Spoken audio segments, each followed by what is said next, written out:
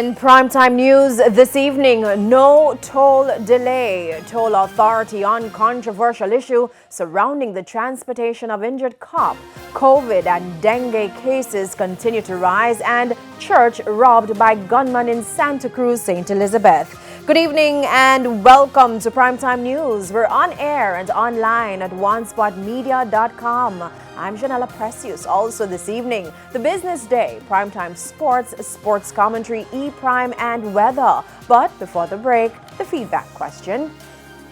And this evening we're asking, what has been your experience with mosquitoes in your area recently? You can share comments online, facebook.com/television Jamaica, and tweet us at televisionjam1. Please stay with us. Primetime News returns after this break.